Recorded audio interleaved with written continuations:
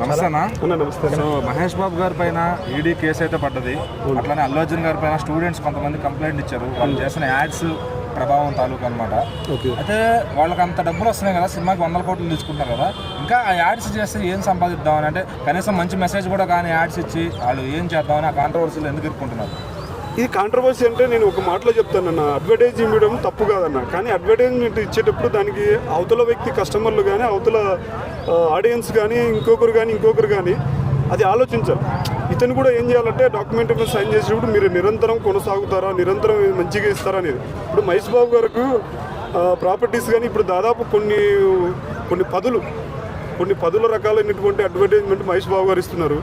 అది ఇవ్వడం వల్ల ఏంటంటే ఆ డబ్బు వచ్చిన డబ్బు మొత్తం హార్ట్ సర్జరీకి, ఇవి చిన్నపిల్లలకు హార్ట్ సర్జరీ కోసం ఉపయోగిస్తున్నారు.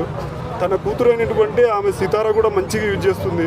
ఆ ఘట్టమనేని మహేష్ బాబు గారు ఏం చేస్తారంటే మంచిగా చేస్తున్నారు.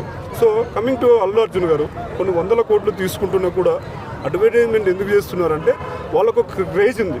ఆ క్రేజ్ వల్ల ముందుకెళ్తారేమని చెప్పేసి స్టూడెంట్స్ కానీ కస్టమర్స్ కానీ ముందుకెళ్తారని చేస్తున్నారు. సో ఈ అడ్వర్టైజ్మెంట్ వాళ్ళు చేసేటప్పుడు సైన్ పెట్టేటప్పుడు కంపల్సరీ వాళ్ళు ఏం తీసుకోవాలంటే ఒక బాండ్ తీసుకోవాలి. కానీ అవన్నీ ఏం తీసుకోరు. జస్ట్ ఒక ₹1 కోటి డబ్బులు తీసుకున్నామా, చేసామా, వెళ్ళిపోయినామా, ఇలా చేస్తున్నారు. అంతెందుకండి ఈ అడ్వర్టైజ్మెంట్లు అసలు నేను చెయ్యనని పవన్ కళ్యాణ్ గారు కూడా 2003 తర్వాత పెప్సీ అడ్వర్టైజ్మెంట్ తర్వాత చేయలేదు. ప్రభాస్ గారు అస్సలు చేయలేదు. బట్ వీళ్ళు ఎందుకు చేస్తున్నారో అది అర్థం కావట్లేదు. అంటే ఎక్కడ తప్పు జరిగిందని మీకు ఏమన్నా అనిపిస్తుందా? మహేష్ బాబు అంటే చాలా క్లీన్గా ఉంటాడు కదా, కాంట్రవర్సీకి దూరంగా. తప్పు అనేది ఏం జరగలేదండి. తప్పు అనేది ఒకటి జరిగింది. ఈడీ కేసులు అనేది కామన్, ఇచ్చేస్తారు. కానీ కస్టమర్ కూడా గమనించాలి.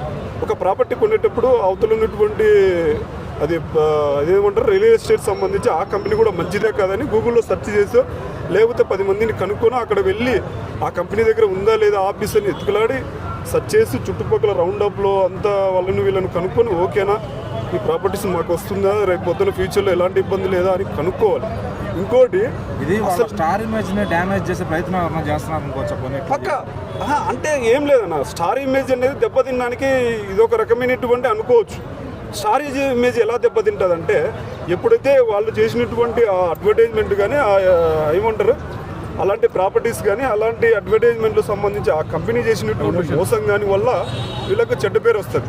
అంతెందుకంటే మొన్నటిదాకా బెట్టింగ్ షాప్స్ గురించి చాలామంది ఇది చేశారు అది చేశారు కదా, దానివల్ల ఏం చేశారు, ఎక్కడెక్కడో బెట్టింగ్ షాప్స్ ఎవరెవరు చేశారు, ఎంత చేశారు, ఎన్ని డబ్బులు తీసుకున్నారు అనేది వాళ్ళందరినీ బయటికి తీశారు. సో ఇది కూడా ఏంటంటే ఒక ప్రాపర్టీ కానీ ఒక పెప్సీ కానీ ఒక థమ్స్అప్ కానీ ఇవి ఏంటి అంటే ఒక కూల్ డ్రింక్స్ కానీ వాటిలో ఉన్నటువంటి మోసం కానీ వాటిలో ఉన్నటువంటి అది రసాయనికవి అవి ఎంత % తీసుకోవాలని వాళ్ళు ఆల్రెడీ ఏం చేస్తారంటే కింద అడ్వర్టైజ్మెంట్లో కిందని ఇస్తారు కండిషన్స్ అని. కండిషన్స్ టర్మ్స్ అండ్ కండిషన్స్ గమనించాలి. మనం ఇమీడియట్గా మనం తాగేస్తాం ఎంత పడుతుంది. యాక్చువల్లీ ఒక ఉదాహరణ చెప్తానండి, ఒక పెప్సీ కానీ థమ్స్అప్ కానీ ఒక డ్రింక్ తీసుకోవాలంటే ఒక రోజుకు మినిమం 500 ml మాత్రమే తీసుకోవాలి. మనం ఏం చేస్తామంటే సిట్టింగ్ కూర్చుంటే దాదాపు ఒక లీటర్ తాగేస్తాం. అది రాంగ్. అది కూడా గమనించాలి, మనం గమనించాలి. వాళ్ళు ఏం గమనించాలంటే కంపెనీ బాగుందా లేదనేది వాళ్ళు గమనించాలి. అంటే రాజకీయ కోణాన్ని ఉందనుకుంటున్నారు ఇందులో? లేదన్న, అంటే పొలిటికల్ లీడర్స్ మీద ఈడీ రైట్స్ జరిగినాయి అనుకోండి, ఏదో రాజకీయ కోణం ఉన్నట్టుగా రాజకీయం పరంగా ఈడీ జరుగుతుంటాయి. పొలిటికల్ అంటే కక్ష తెచ్చుకోవడానికి అనుకుంటారు, ప్రచారం కోసం హీరోల మీద ఎలాంటి ప్రెజర్ అన్నీ పెడుతున్నారు అని అనుకో. లేదన్న, ఎప్పుడు ప్రెజర్ అనేది ఒక రాజకీయ పరంగానే ఇప్పుడు అతను ఏంది కస్టమర్ ఎవరో వచ్చి తీసుకున్నారు. ఇప్పుడు మహేష్ బాబు మీద వేశారు, ఎందుకు మీరు అడ్వర్టైజ్మెంట్ ఇవ్వడం వల్లే మేము ఇలా వచ్చాము ఇలా చేసామన్నారు. సో అది రాజకీయ పరంగా ఎందుకు తీసుకోకూడదు సార్, ప్లీజ్ దయచేసి. సో మహేష్ బాబు గారు తప్పు జరిగిందని అని అనిపిస్తుంది? తప్పు జరిగిందన్న, తప్పు జరగకుండా ఎట్లుంటుందన్న, తప్పు జరిగింది. అతను కస్టమర్ బాధపడ్డారు. ఇప్పుడు నేను చిరంజీవి అభిమాని అండి. చిరంజీవి సంబంధించి నేను ఒక థమ్స్అప్ చేశానని చెప్పి పెప్సీ చేశాను తాగి నాకు ఇదైతే అయ్యో చిరంజీవి ఇది చేశాడే నేను తాగానని నాది కూడా తప్పే కదా. నేను లిమిటెడ్గా తాగాలి. ఆడ ఆల్రెడీ కండిషన్స్ అప్లై అయినప్పుడు గమనించి తీసుకోవాలి. వాళ్ళు ఇప్పుడు మహేష్ బాబు గారి మీద ఈడీ కేసులు నోటీసులు రావడానికి కారణం ఏంటంటే ఆయన అడ్వర్టైజ్మెంట్ ఇచ్చారని చెప్పి వీళ్ళు అభిమానంతో తీసుకుంటారు. సో కస్టమర్ ఆయన మీద ఏడో తప్పు కంపెనీ మీద వేసుకోవాలి. ట్యాక్స్ బెనిఫిట్స్ కోసం ఏమైనా జరిగినాయి అంటారా?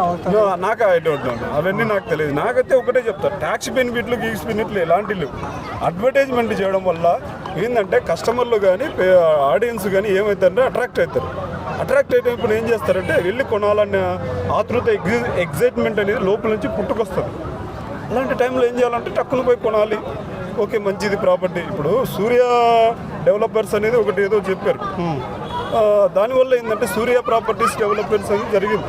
సో అలాంటి చాలా జరిగినాయి, చాలా పేర్లు ఉన్నాయి, అవి నోటిలో ఉన్నాయి, ఇలా బయటికి రావట్లేదు. చాలామంది చాలా చేశారు, 100 కోట్లు 1000 కోట్లు 500 కోట్లు. అంతెందుకండి ఈ ప్రాపర్టీస్ కొనేటప్పుడు చాలా మటుకు గమనించాల్సింది ఏంటంటే ముందు మనకు ఫ్లాట్ ఉందా లేదా, మన పేరు మీద రిజిస్ట్రేషన్ అయిందా లేదా చెక్ చేసుకోవాలి.